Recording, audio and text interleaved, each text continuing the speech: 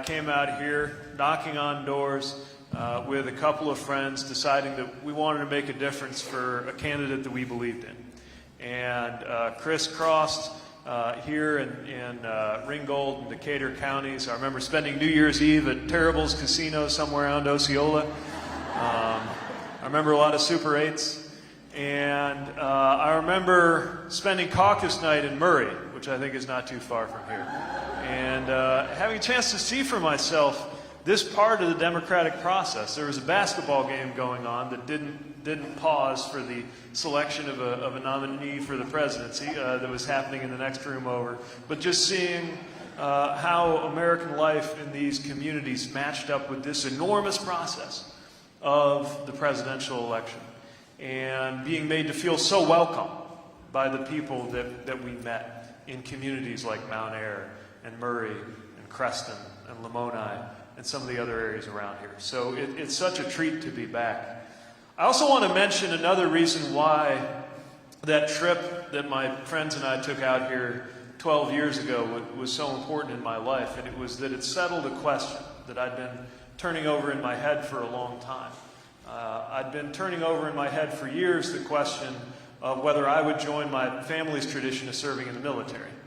And I'd been weighing a lot of things on whether it was my turn to serve, but the thing that put me over the top was I could not believe how often, when I knocked on a door in this area and somebody came to the door, I learned that the young people of that household or that community were getting ready to go serve in the armed forces. By the time I left, I knew that I was out of excuses not to be part of the solution myself, and knew that it was time for me to play my role, sign up for the reserve, and that was a long road that led me to Afghanistan and back, and has made me a better person, and I believe has made me better aware of what's at stake in the American presidency. So I have learned so much in these communities right around here, and I want to share with you why I am motivated to run for president at a time like this, and why I'm asking you to caucus for me. Let me begin by asking you to form a picture in your mind as specifically as you can. And that's of what it's going to be like in our country that first day that the sun comes up over the United States and Donald Trump is no longer in the White House. Just picture that with me.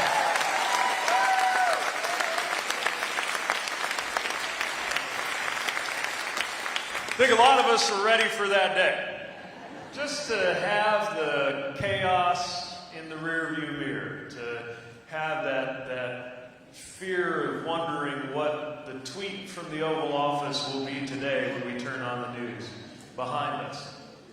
But the reason I'm asking you to picture that day is not just something to look forward to. Actually, the real reason I think we need to visualize that day is to think about how challenging of a day that will be in this country.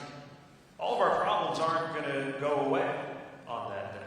The sun's going to come up over a country that will be even more divided, even more torn up over politics, even more polarized than we are right now.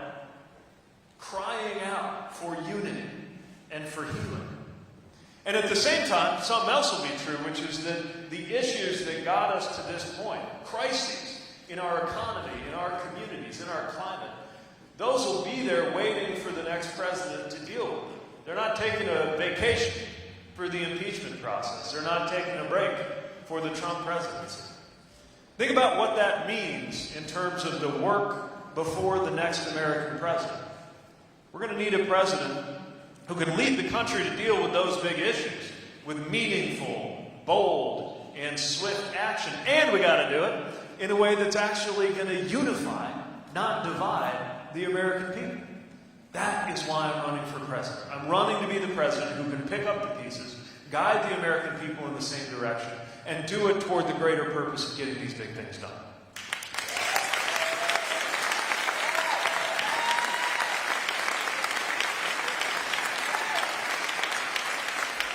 Now, let's think about what that's actually going to require. It sounds like a tall order, and it is. But the presidency is capable of big things. And the big thing that we need from our presidency today is to gather Americans around the values that we already share in common, but are being used right now to pit us against each other. I'm thinking about values like love of country, patriotism, especially these last few weeks.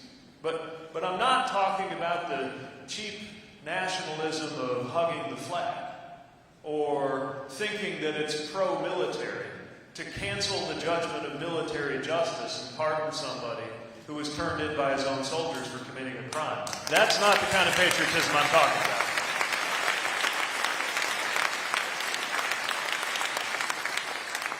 I'm talking about a love of country that starts with the recognition that our country is made of people. And you can't love a country if you hate half of the people in it. We're all in this together. That's what our patriotism is based on. It's an allegiance to the flag that remembers that the flag stands for something. In fact, if somebody speaks up on wrongdoing at the highest levels, that's an act of loyalty to the republic for which it stands, which is why we ought to protect it. I believe in a love of country that calls us to protect the country, not just abroad, seeing to it that no one will ever question whether it's a good idea to put your life on the line, trusting your life to the word of the United States of America, but also right here at home. That's why we have got to act to make sure that nobody ever confuses the Second Amendment with an excuse to do nothing whatsoever to keep our communities safe from gun violence and keep our kids safe from fear when they go into school.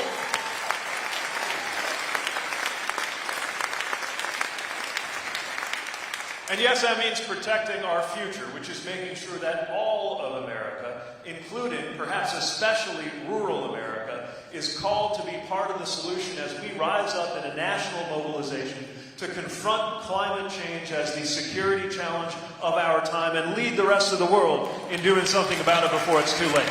That's part of what it is to protect our country.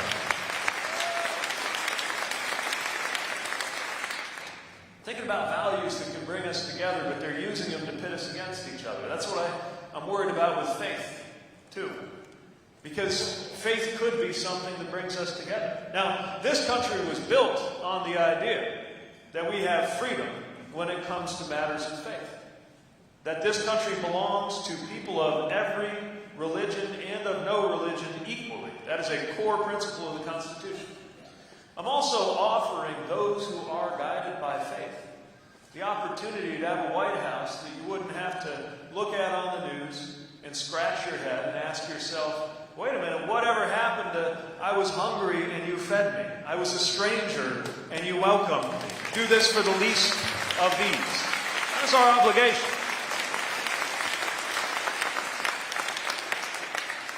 The value of democracy, but I mean really believing in democracy, not just as a system, but as a value. The belief that we are a better country when every vote is counted and every voter counts. When we have districts that are drawn fairly instead of politicians picking out their voters ahead of an election. We do something about the role of money in politics. See to it that our democracy really is democratic. I've even gone so far as to suggest in a democracy we might consider picking our president the way we do every other election by giving it to the person who got the most votes. Just a thought.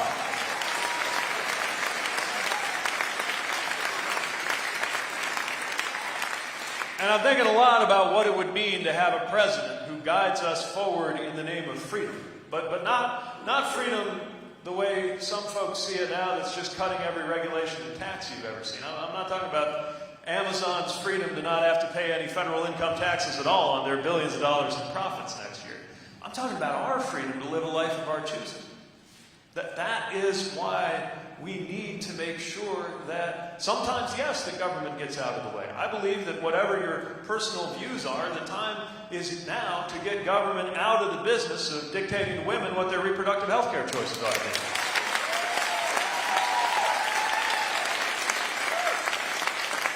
But sometimes it means the public sector has to step up. We already get that at the local level when we're paving roads and setting up schools. Schools, by the way, deserve a Secretary of Education who believes in public education at a time like this.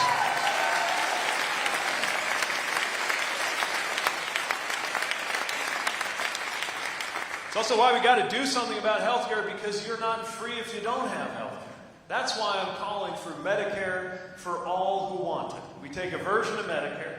We make it available for everybody who wants it, but I trust you to have the freedom to decide whether you want it. So that if you'd rather be on your private plan, that's fine by me, as long as everybody's getting covered one way or the other. That's what it means to solve the problem and honor the idea of freedom.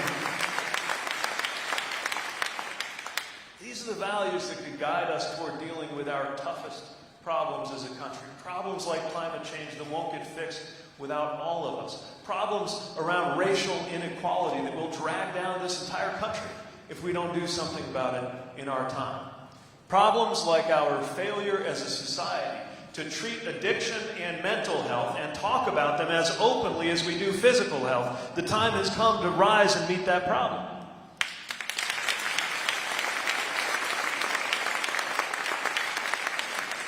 And today we will be rolling out a vision for how to tackle the problems that are created by our aging society and fix those problems with solutions that will make us proud of how we handle this. I know not everybody's probably expecting the 37-year-old candidate to be the retirement guy, but we've got to do something to shore up Social Security and make sure that there is not one penny in benefit cuts to Social Security, even as we add over and above that other ways to save for retirement. We will do that when I am president. And we will do something about affordability and quality of long-term care in this country. This isn't just about policy. This is about our relationship with those we love. And we all want to know that those we love will be well cared for. But I'll never forget the feeling when my dad was ill and we sat down with a social worker who explained to my mother, as I'm sure he had to countless families, dazed as they listened to what he was saying, that the best option might be to spend yourself into poverty so that you qualify for Medicaid in order to be able to get any help on long-term care. That's no way to run things in the greatest country on earth. And when I'm president, we will have a national insurance program for long-term care.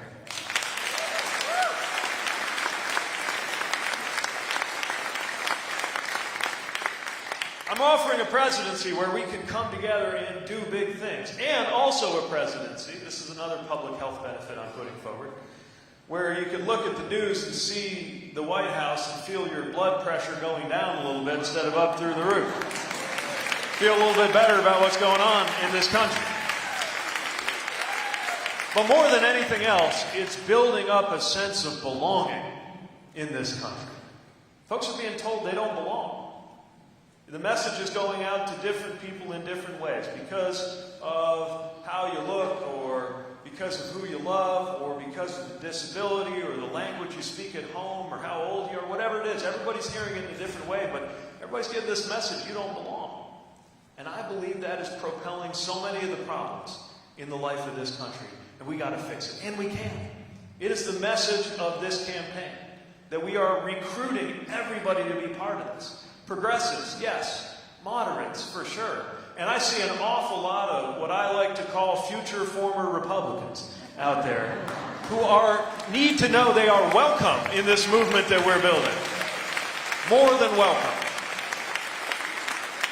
Because if we can build that in this campaign, imagine what we can do with the presidency. Imagine what we can do using the powers of the presidency to make sure this is a country where everybody belongs and where everybody can thrive. I believe that is the purpose of the presidency. That the presidency exists not for the glorification of the president, but for the empowerment and the unification of the American people. And that is why I'm asking you to caucus for me come February.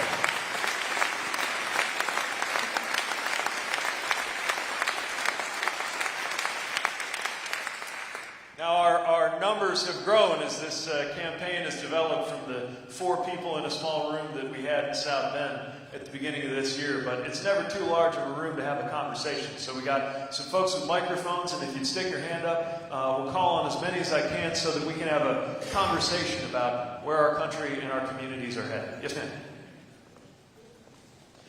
Yep. Okay, well, I got 2 questions, and I'm sorry about the laryngitis. Where will the United States source the minerals needed to build batteries for electric cars? And the second question is, what will the responsibility of a senior climate security position be in the Defense Department? Great. So, first of all, there's a lot of technological development still underway when it comes to electric vehicles. What we know is that the job creation potential of this is enormous, as we are seeing more and more places, including in my own community, where we've seen a transition in automotive. The U.S. is still so good at making automotive components, and especially at original inventions related to automotive. But some of this is a global supply chain. We're going to have to get components from around the world. That's okay, as long as we have secure, stable relationships with places that we're buying and selling to. Now, the current president's idea of trade is to go up to another country and poke them in the eye and see what will happen. What will happen is they poke back. And if you're anywhere near soybeans, for example, you know how the consequences of that come right down on American farmers, workers, and consumers. But we can do a much better job of ensuring that we have the supply chains we need to develop not just battery-powered vehicles, but all of the different things we need to create in our manufacturing in this country. Now, you mentioned the security component of climate. This is very important because we are already seeing evidence that conflict and migration crises are increasing because of things like droughts and fires that are accelerated by the problems in our climate. There's some evidence that this contributed, for example, to the Syrian civil war. And so we're going to need to set up a climate watch floor, same as we have other kinds of watch floors that I was part of in the military, that are looking at the way that threats develop and what we can do to get out ahead of them. The reality is we not only have to work to slow down climate change, we also got to deal with the problems that are at our feet, because they're already happening. And whether it's natural disasters here at home or putting fuel on the fire of crises around the world, we cannot have our heads in the sand. We've got to be ready to rise to this and engage our allies around the world in helping us rise to this, because this is a truly global challenge. All right. Shall I get over here? Yes, sir.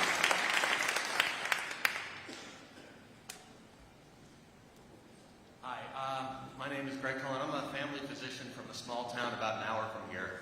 And my question has to do with healthcare and access. Besides the problems with access to healthcare in rural America in general, one of the biggest problems that I'm seeing is I have patients who get sick. They're working people, they have a heart attack, they get cancer, something happens to them, and they lose everything. Their health insurance, their job, their savings all disappear, and their access to care as well. How does your plan do something for that? How do we give them that support that doesn't let them fall through the cracks and die because they lost their job? Right. You know, the reality is I think we're all closer than we would like to admit to getting thrown completely off the rails. And that is a policy failure. We can't stop people from getting sick sometimes, but we can stop getting sick from becoming a poverty sentence if we have the right policies. First of all, this is why we need to make sure that everybody has quality health insurance, whether it's on this public plan I want to create or on a private plan. What we can't have is a surprise. When you go into the hospital, you think you're covered, and then you find out that you get the sticker shock of surprise billing. So we're going to do something about that. We're going to do something to make sure everybody's got coverage to begin with. And for a lot of folks, I'm thinking of my generation in particular, and those younger than me who are going to change careers a lot. We got to have an option for healthcare that isn't so connected to your workplace. If you're certain you're going to have one employer for the rest of your life, great, but not a lot of us have that certainty anymore, and it's one more reason why we need to innovate in our system. A second thing that we need is paid family leave, because a lot of times folks are in a situation where, not just because they get sick, but because somebody they love gets sick, they are knocked out of the workforce, and they got to choose. So just this morning, we heard some folks who were talking about losing their coverage because they had to leave their job to take care of somebody they love who got sick.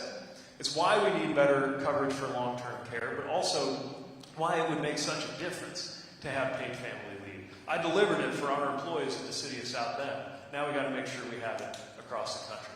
Third thing we got to do is make sure that we have the safety net to support people going through transitions, especially as the economy is changing, even if you're perfectly healthy, and making sure that we support folks' role in their communities. A job is more than just an income. It's your understanding of who you are. And the social isolation that can come with losing a job, whether it's over a health issue or whether it's because the economy around us is changing, we got to speak to that. If we don't, then a lot of very ugly things rush in to fill the void. like substances and addiction. And it's why we got to make sure we're building up community-based sources of belonging, some of which are as old-fashioned as they come, like family and faith, some of which can be created through programming that the federal government can support, but communities have to decide what kind of programs you want to have that build up the civic life of the community that people can participate on, even as your life and the economy goes through changes. If we build all of these things at the same time, we have a deeper, richer sense of health and that belonging that I was talking about that helps us weather the different things that comes our way in life. This side.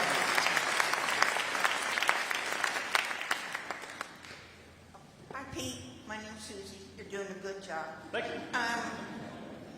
The balance of power seems to be misused right now between the President, the Supreme Court, and Congress. Yeah. What can you do to get that back in balance?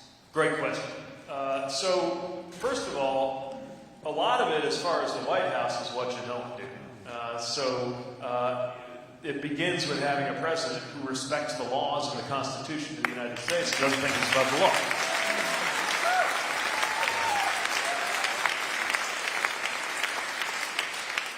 The second thing is that we should look at ways to reform the Supreme Court so it's not so political. We can't go on like this, where every time there's a vacancy, there's this ideological firefight because it's gotten to be so political. The court's supposed to be the institution that's beyond and above politics. You know, justices used to just retire like everybody else. Now you see folks timing their departure from the bench based on who the president is. You get the sense some justices may feel an obligation to time their departure from the earth based on who the president is. This is no way to run the highest court in the land. And it's why we got to entertain serious reforms, as we have as a country, from time to time, to make sure the court's working for us. And then we got Congress, as you mentioned. It's so important that Congress step up. The truth is, this isn't just the result of a president who thinks he's above the law. There are way too many areas where Congress has fallen down on the job. And I think we all feel that. I'll give you one example, and it's around the use of force. So when I left Afghanistan years ago, I thought I was one of the very last troops turning out the lights. And we're still there, and we're still arguing about what to do next.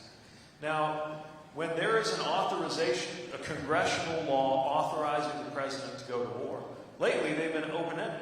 You can be old enough to enlist right now, not have even been alive, when they passed the authorization that created this war that now has led to troops being in East Africa, nowhere near Afghanistan, all because of 9/11. So when I'm president, I will insist that there be a 3-year sunset in any bill through Congress authorizing that the president go to war.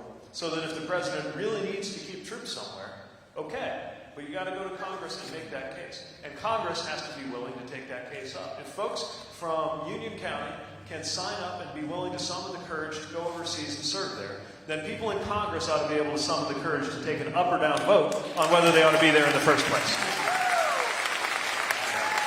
Yes, sir. All the way in the back, red shirt. Michael, come to you.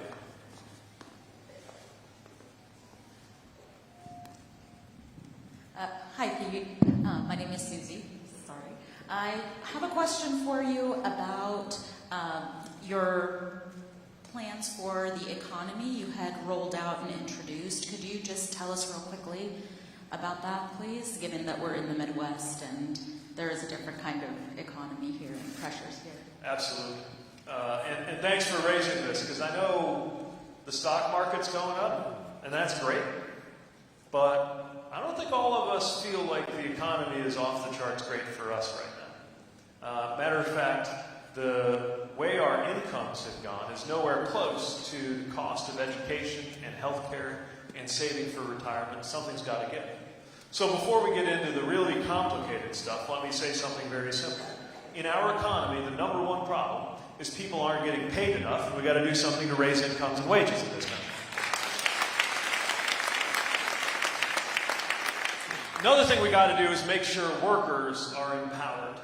Right now, there are more and more ways to get around worker protections in our economy, especially the gig economy. If you're driving for DoorDash or Uber or letting out your place on Airbnb, you don't get any kind of protections, even though you're working.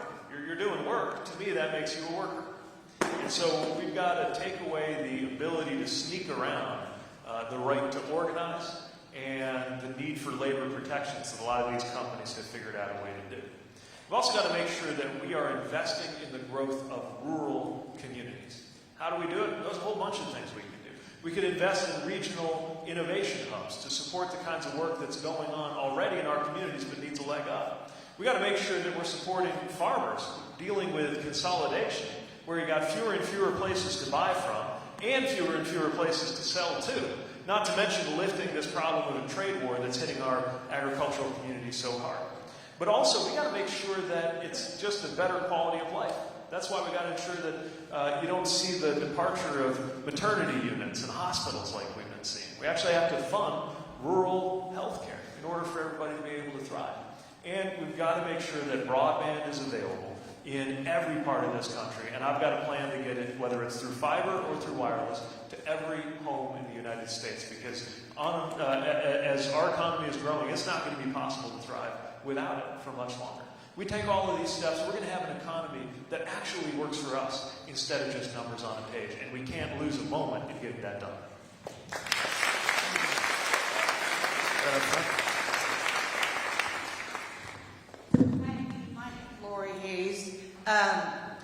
Just a question and a comment.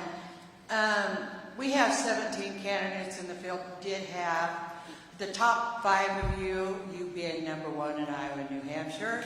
The top 5 of you make up 90% of the polls. So I keep looking for some to drop out, and it's not happening. DeVal Patrick and Bloomberg both got in, and they're overlooking Iowa, which really upsets me. It makes us Iowans look like we're nobodies. We don't matter in the election to them. Same with New Hampshire. They're overlooking New Hampshire also and going straight to Super Tuesday, which I'm wondering what you think of that. And then also, I heard on the news this morning, they're predicting now that if you win Iowa, they're thinking you'll take it all the way to the end. Well, that sounds pretty good.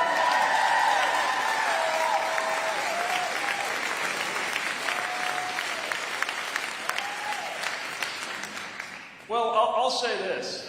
It's not my place to tell any other campaign what to do. But there... And I think some folks imagine there's some process that kind of narrows the field, right? Some committee somewhere decides, okay, past this point, we're gonna kind of trim it down a little bit.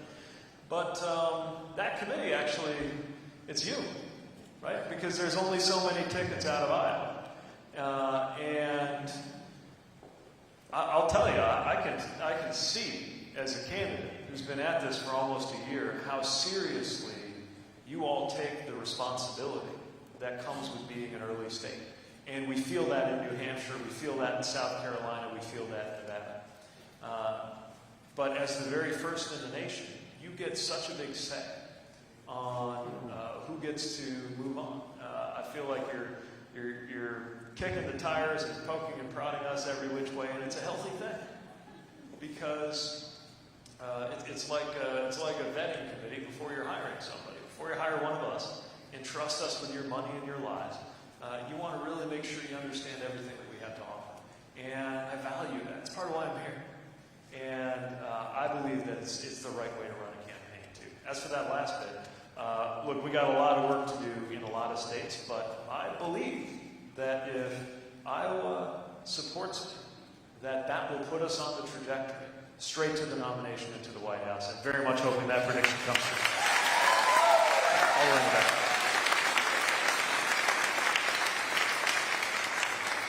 All the way in the back, red shirt.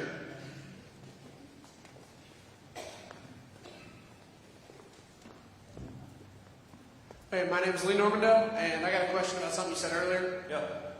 You said that we need to get a working wage for like American people that are working jobs. Yep. So how do you plan to do that without getting the corporations, the big corporations, without having the government regulate all those corporations, which we were like founded on, How do you do it without them like increasing the price of all of the stuff that they're marketing? Great question. So this has always been the argument whenever somebody tries to raise wages. This is always the argument that comes from corporate America. You can't do that. The prices will go up or the jobs will go down, and you'll be worse off than before. How do we know that isn't true? Because we tried it. So if you factor in for inflation, the minimum wage today is actually dramatically lower than it was at other times in the last 50 years. And during those times, our economy grew. Prices, if they went up, did not go up as quickly as was threatened. And so all we got to do is look at what America can do at its best in order to create economic opportunity. The truth is, there is a lot of room for folks to get paid better, especially now that because of machinery and technology, an individual worker can generate so much more wealth. We got a place in South Bend does shot peen medium. They make these little steel balls that you fire at auto parts to temper. It's about a $6 or $7 million company. They got 6 or 7 people. Every one of those people, add it all up, their work generates about $1 million worth of product over the course of the year. And what we're seeing is that as technology makes workers more productive, much more money is being made, but not so much by the workers making it. It's going into profits and inequality, the likes of which we haven't seen in about 100 years in this country. It's the same thing with taxes. Folks say, well, you can't have higher taxes on the very wealthiest or they'll stop creating jobs. Well, we did have higher taxes on the wealthy, and they created jobs right and left. It's true that you can go too far. If you raise it too far too fast, you'll have a problem. Whether we're talking about taxes, regulations, wages, for sure. And that's where balance comes in, and I believe in balance. But what we know is that right now we're out of balance. And the way things are tilted is away from workers, away from families, and we got to tilt it back before we go all the way down the cliff. It's a great question. Right here. And we have time for one more question. One more. Oh, all right. You get the last word. Hi, Pete. I just started 9th grade at Winterset High School this August, and about in February this year, my best friend, she killed herself, and we were all really taken surprise by it, and it kind of really hurt us all and affected us mentally, and it took a while for us to get over it, and I was just wondering, what are you going to do on mental health in schools, and how are you going to help us be more safe and not want us to like take our lives this early, you know? Yeah. Well, first of all, I'm so sorry to hear that this happened to your school and that this is affecting you. And I appreciate your giving a voice to that, because sometimes we don't talk about something like that. And we have to. Someone dying of suicide, look, if you have a relative who dies of cancer, we feel like we can talk about that. It's hard, but we talk about it. When a friend dies from suicide, sometimes we don't. And it's become this invisible problem sometimes. But don't let anybody tell you that you're alone being worried about that. And if there's somebody you know who you think their life is in danger, make sure you know that it's okay to talk about it. There's all kinds of policy things I can talk about. I think we ought to have a 3-digit suicide prevention hotline. There's an excellent national hotline on these things. But imagine if the moment you were worried about somebody, you knew a 3-digit number to call. Stuff like that.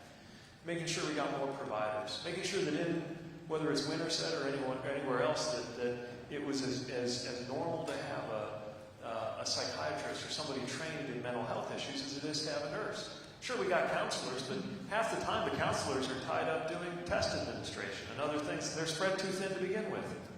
So we know I could go through the policy stuff, but the biggest thing I want you to hear is that we as a country need to change our culture to where it's okay to talk about this. It's okay to be hurting because of that. Who wouldn't be?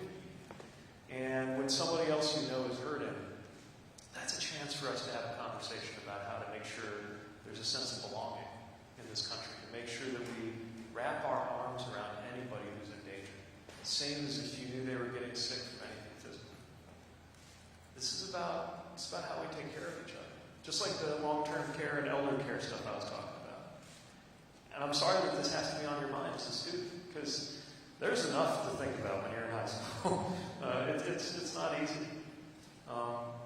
But I guess the other thing I'd say is that we grow through pain, too. And you and your friends, as you work through this, especially if you know that there are supportive adults in your community and that you're there for one another, while nothing can take back that terrible tragedy that happened. It's also something that you can do well by her memory in letting her friendship, as well as her loss, shape you into a stronger person. Thanks for giving her a voice.